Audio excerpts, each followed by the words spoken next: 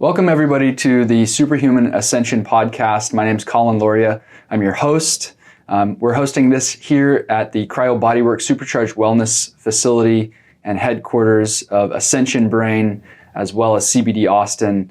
We've got some exciting topics on the space of nutrition, neuroscience, biohacking, and a lot more. And today we've got an incredible guest, Raad Mansour, and he is the owner of ATX Food Co.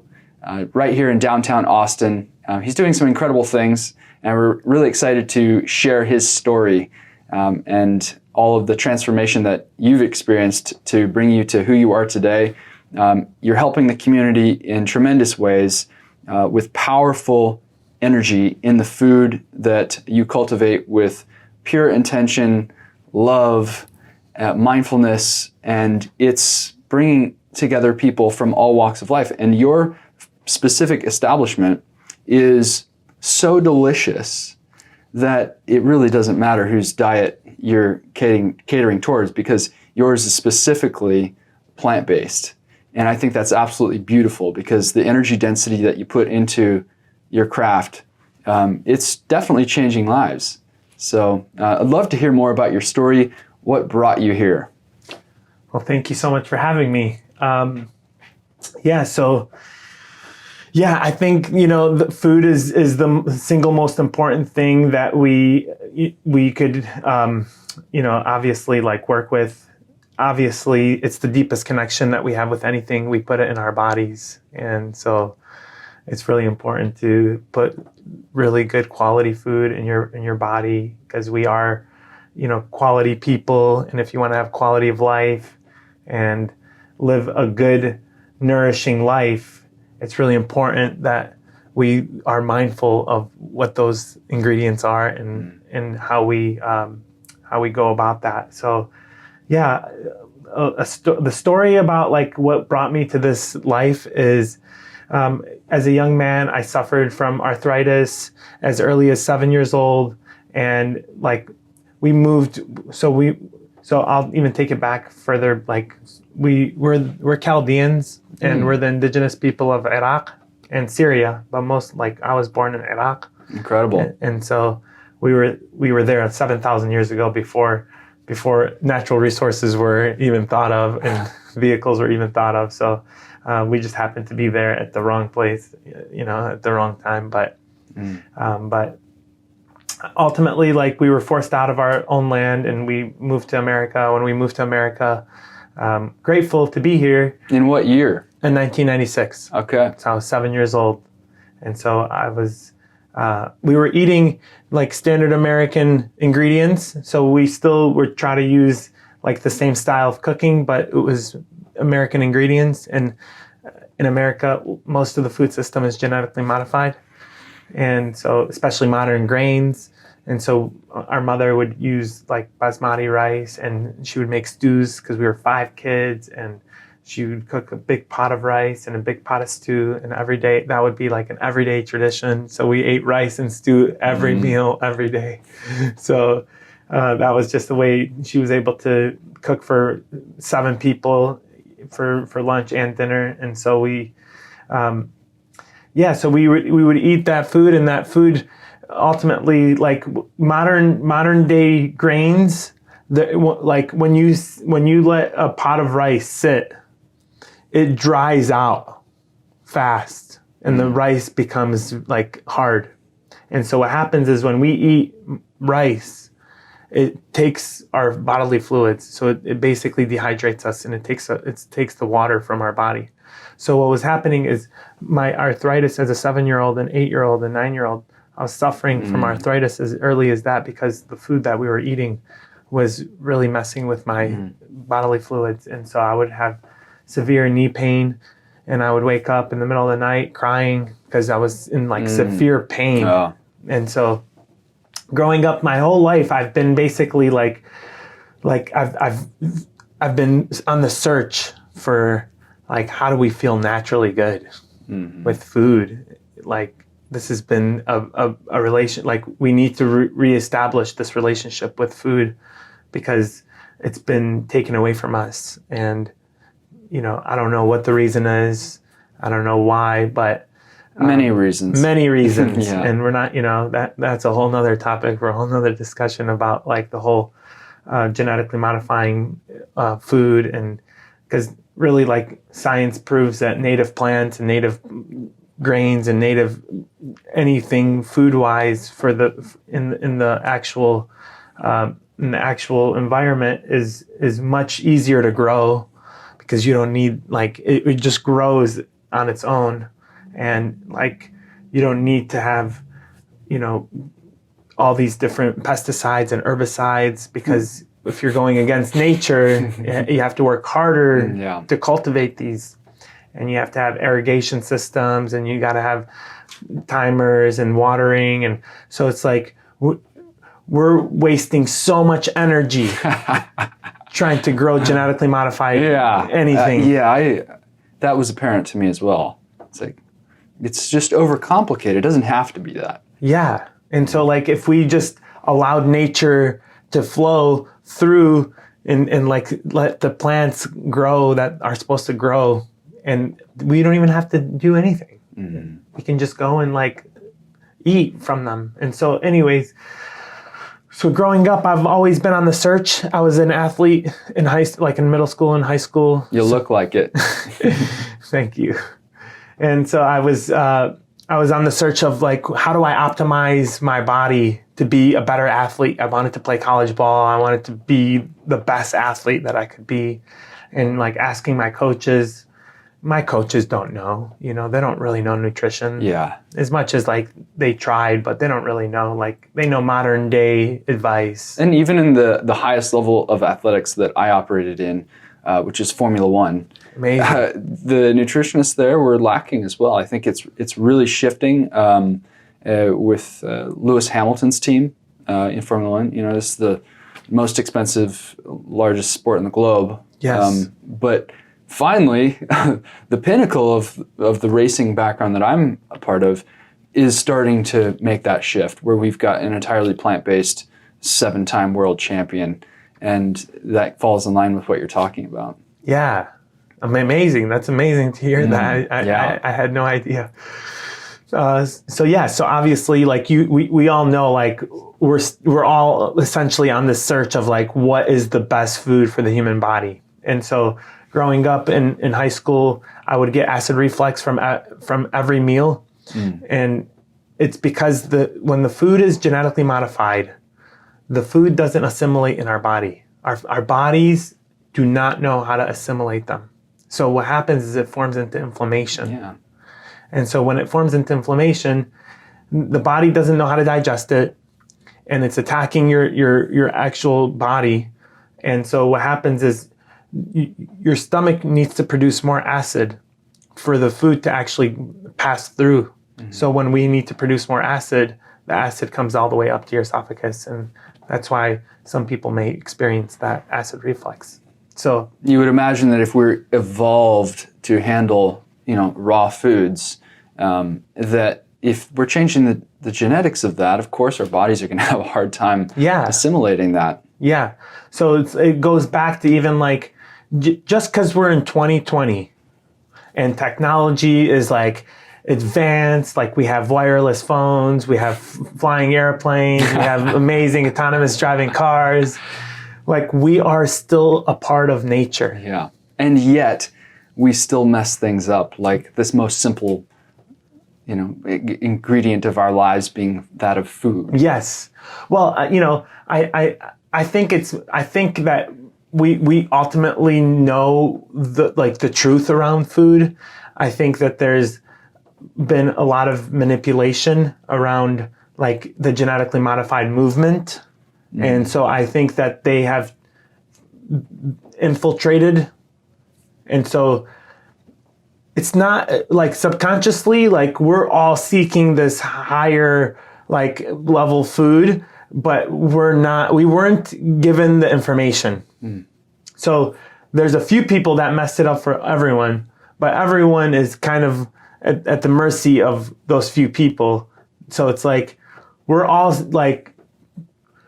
can have like when I ultimately like what I wanted to share is like having complete compassion on yourself if you haven't figured out what the food system is like or why you're suffering from that, because there is literally no information available to us about real food and like how do we nourish our bodies, because even the school system, they teach us about the food pyramid, and the food pyramid, they compromise that. Like the dairy in the cattle industry, like paid, and they were guilty of that, and they were found guilty of that. And the food system, like in the food pyramid, would still stayed the same after they were found guilty. So it's like even after they were found guilty, nothing really changed, and so there's been a lot of deception around food for the sake of money. It's common sense to me, based on the environment that I've grown up around, that the food pyramid has a lot of fallacy to it. And I think there are still a lot of people that go by that food pyramid. And, now's the time to really audit that and reevaluate it and wake up, because we're well past that. Yes. It's just where we're living now. Well, the thing is like 20 something years ago when I was going through elementary school, that was like pre-internet explosion. And some amazing engineers in 1990s, they went to the government and they said, hey, we need to decentralize the internet. And so they said, if you don't decentralize it, this is vulnerability for attacks on the particular place and time. And so you want to decentralize it. So they passed a bill that decentralized the internet. So when they decentralized the internet, the government had no control over the internet anymore. And so what happened was you had millions of publishers now, and everyone becomes their own voice versus the programming that was going through the radio and the television. And so prior to the internet, we were all being programmed on what to eat, how to eat, all the things that we should care about. And so now that we have the internet, it became the wild, wild west. It has, and we're in the next evolution of that, where we're trying to make sure that we maintain those rights because of the cancel culture that has existed, and we want to make sure that there is a freedom of speech, but we also want to make sure that it's accurate information. Absolutely. So but anyways, not to get off track too much. Okay. That's great. We're all going through this, so it's having awareness around that is also really important.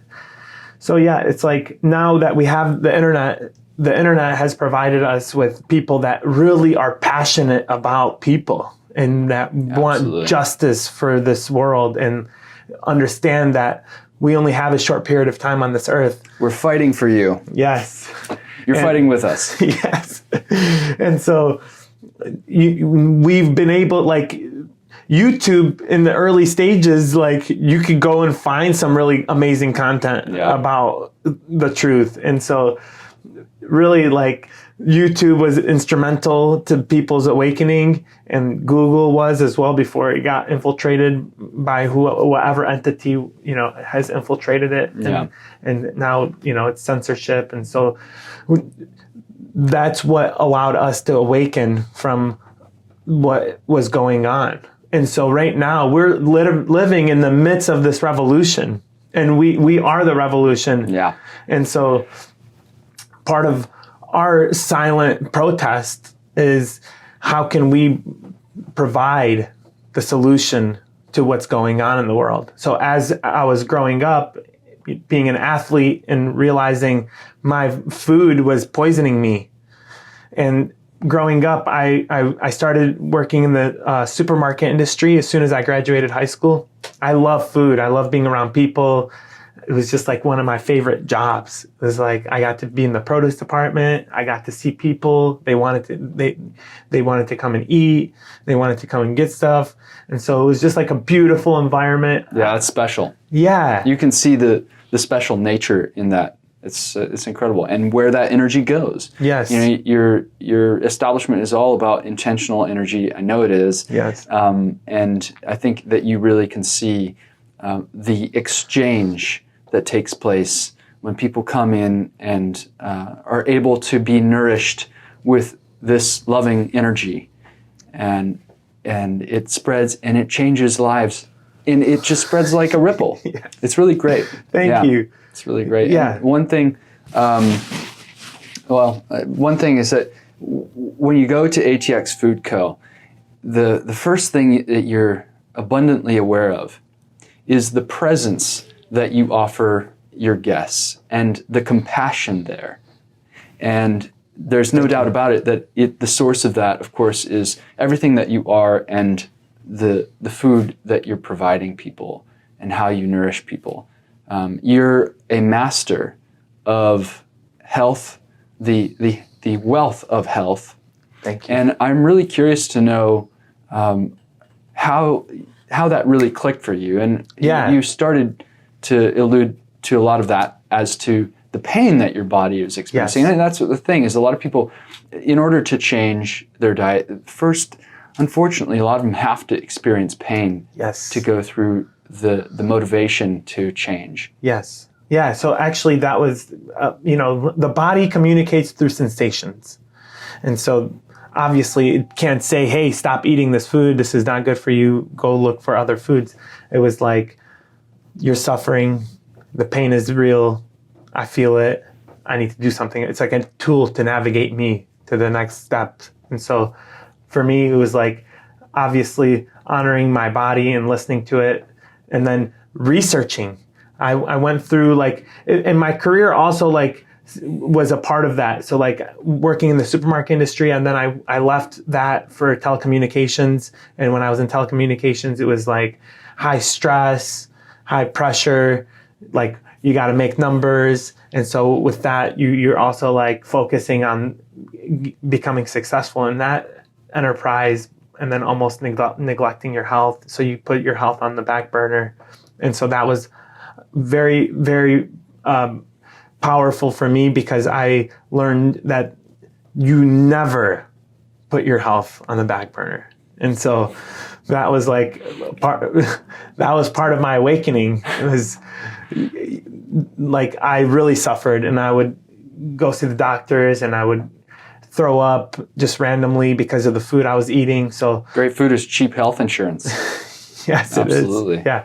So I met a few people that were plant-based, that were really intentional with their way of life, and they were really simple. I came from a lot of pressure of finances, being rich and successful, and you got to have nice stuff and this and that. So it's that aspect of life was so much prevalent in my life when I was in telecommunications. And so once I was going through my spiritual awakening at my early 20s, I was 23, 24, and 25 at that point when I was going through my awakening, realizing the food system was poisoning us. The money is not the answer to happiness. We were making money, but that wasn't bringing me happiness. And just realizing life is so short. What can I do to help people, including myself? Because I had to put myself in that position of if I'm gonna heal my body, I have to be in that industry. I can't be in finances and work on my health at the same time. It just didn't work. I had to suffocate myself into health in order for me to really dive into it, so I can figure out what that is, and so I can help people ultimately at the end of the day. So I ended up resigning from telecommunications after being inspired by several people, and I knew I wanted to continue to heal my body with food. So I went and I researched some schools, and so I found a school in Austin, Texas. It's called the Natural Epicurean Academy of Culinary Arts. And so I didn't know that existed. That's great. Yeah. It doesn't exist anymore because tuition was really expensive, and they weren't really getting enough enrollment. And so you have to take almost a year off of work. Wow. Plus you have to pay for the tuition. So it was a really big investment for people, time and money wise, to be able to go through that school. But you experienced that. I went through it. Wow. It was amazing. So it was like basically like realizing what really matters in life. What matters is like health, community, personal development, your family. So it's like serving people. Like we get the best satisfaction from serving people and like personal growth and our community. So I wanted to be a part of something that was representing that versus making money and like thinking individually about myself and like how can I get to the next level of finance and this and that. So versus that, I left that world and I went into a more simple world that was like focused around health and like how can we nourish people. So I started studying at the school. Through that, I also worked with holistic practitioners, master herbalists, like naturalists, people that were really in tune with their work. One of the things that we adhere to is Pfeiffer's Law, specifically through Ascension Brain because it's all natural ingredients. It's just superfoods, amino acids, and really minerals. Yes. And it's the concept that for every benefit a drug seeks to provide, there is a natural source that can provide the same benefit, if not better. Yes. I mean, I Mostly think better. Yeah, of course better. Because so the thing is like, you know, when as human beings, like for example, like the gorilla also has a specific diet that is optimal for them. And then you have a polar bear that's on the opposite world and like it has a specific diet for the polar bear. And so if you switch those animals' diets, they're gonna die. It just doesn't work for them. Yeah. So we also, as human beings, we also have a specific diet that works for us on an optimal level, and it's wild food. Yeah, and mostly plant-based. Yes, like I think if people are gonna eat any animals, wild game, wild caught seafood, those would be the most optimal animals that people could eat. Yeah.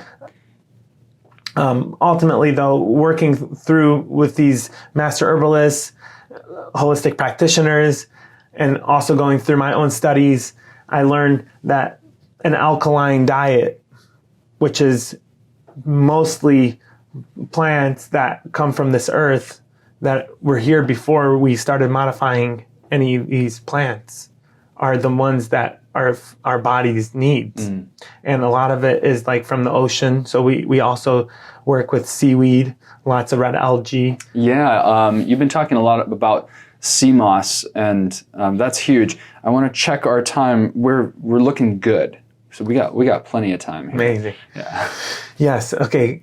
So we work with sea moss mostly because we learned that the human body is made up of 102 organic minerals. And so that's the truth. You know, when it comes to macronutrients, protein, carbohydrates, and fat, that's a man-made ideology.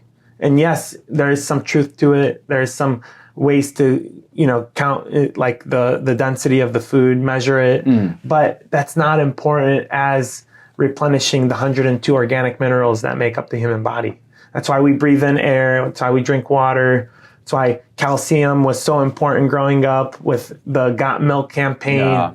So it's about minerals. And so sea moss and red algae is rich in minerals. Teeming with minerals. Yes. And so, and just to be clear, there are several kinds of minerals on this earth. And the minerals that make up the human body are liquid phosphate minerals. And so that's the difference between like calcium phosphate versus calcium dioxide, which is limestone. You know, it's like bricks. And so you have different types of calcium in the world, calcium carbonate, you know, so you have, we got to be clear. We got to be making that distinction. Yes, because schools don't teach us that. No. And so it is confusing when we say just minerals, but it is about the liquid minerals. And one thing that we want to be clear on as well is where are those derived from. And so how we get liquid minerals is, so the soil also has 102 organic minerals, and our air has 102 organic minerals. And we were talking about the air earlier, which is really fascinating to me, that we could be breathing in Sir Isaac Newton's, same molecules that go into his body. Yeah. So it's really cool. And so also the water has 102 organic minerals. And so most living bioelectric organisms have 102 organic minerals. And so when the plant sets its roots in, and then the root system starts to grow, the root system, when it grows, it's not just growing because that's how it grows. It grows in that way because it's looking for micronutrients. Finding them. Yes. Yeah. And so the roots start going out. And so it's converting rock minerals into liquid. And so that process is called iontrophoresis. And so the rock minerals get converted through the root system, and then they go up the plant, and then the plant grows, and then the plant now is a reservoir of the minerals. And so that's how we are then able to replenish our bodies, is through through the plants. And that's the only way we can get the minerals that make up the human body, is through the plant system. And so that's why I say, if you're gonna eat wild animals, it should be wild animals that are getting it from the real plants. Source. Yeah. Yes. And so learning, you can imagine, of course, that's where all of this factory farming is a huge problem for people's health, let alone the ethical aspects of that, where they're just not getting nutrient dense food that is then converted into what you're absorbing through your meal if you're eating meat. Well, the animals are eating genetically modified grains. Yeah, it's exacerbating the problem. Yeah, and the crazy part is and people, have a hard time dealing with this, but cows are genetically modified, and pigs are genetically modified, and chickens are genetically modified, and so are lamb, and pigs were never pink before. They were black. Oh, really? Yeah. Oh, man. Wild boars. Yeah, it makes sense. So now you have these pink organisms, that we call pigs, but they're not natural. And so you have scientists that have created these different tameable farm animals because they could be, sold. Yeah, and then the human body's trying to, evolve to handle the absorption of that genetic. Yeah, but it's really it's not working. Yeah, it's not working. It doesn't work. That's where it goes haywire. Yeah, and that's why we have, the number one issue with American people is heart disease. It's because the food is not assimilating in the body. Yeah. So what happens is it basically gets stuck in the arteries, and it causes havoc, because our bodies needs oxygen. And our cellular system needs oxygen. And so what happens is you have a layer of inflammation that's suffocating the cellular system. So people could eat a big meal, and then in 2-3 hours, they can still be really hungry. It's because the cellular body didn't get nourished. And so, but ultimately, domesticated animals, if you can, obviously avoid them. And same goes for genetically modified plants, soy is a very modified plant, and corn and so forth. Modern grains are also genetically modified. So it's both. Sometimes, if you go to a Chinese restaurant or something, and you're dealing with less than reputable even vegetables, you can tell there's just something weird about it. Yeah. That doesn't feel good either. No. Yeah. So it's it's equilibrium. Anything genetically modified, don't put it in your body. Yeah. If it comes from the earth, you can put it in your body. And if you have absorbed things that you shouldn't and you need to detox, we have incredible technology here at Cryo Bodyworks. There's lots of general nutrition that will help detoxify you as well. That's why we put certain things like glutathione into Ascension Brain, and we have other things here like hyperbaric oxygen therapy, cryotherapy, infrared hot saunas that help move energy that is stuck out of your body, and it's just quite a miraculous thing. Going back to feeling the satisfaction, the reward of people, of helping people. Yes. And serving people, and just seeing the elation that people get. It feels so good. That gets us high. Yes. And, absolutely. So yeah, and sea moss, going back to sea moss, that also gets us high in a very, very natural way, because what happens is we were on the topic of sea moss, and we were talking about minerals and like the 102 minerals. And so sea moss and red algae, it grows on the rocks of the ocean. And so it literally grows from the rock. Wow. And it gets the minerals from these ancient rocks that have been on this earth for, I don't know, obviously as long as the earth has been here. And so we're getting ancient wisdom with this plant. And the minerals, it's so mineral rich that it contains 92 up to 99 of the 102 organic minerals that make up the human body. So wow, we need that. And I've been hearing from all my random friends, oh yeah, I'm doing the sea moss stuff, and they're getting it from Raad. And if you want more of that, please go to ATX Food Co. Check it out. Meet him. Meet his entire team. They're wonderful people. Yes, we would be honored to serve you. We have so many things that we can talk about. There's so many questions that I want to ask you. I think we are at our limit for today. But, yes, we will have to do a round 2. I can't wait. Yes, thank you so much. Yes, thank you so much. Absolutely. And I'm taking a friend to ATX Food Co. today, and he's going to be trying out the cryotherapy at our facility, or whatever else he wants to try. So yes. Thank you again. Yes, come here. It's a beautiful facility. See you next time. Thank you. Bye.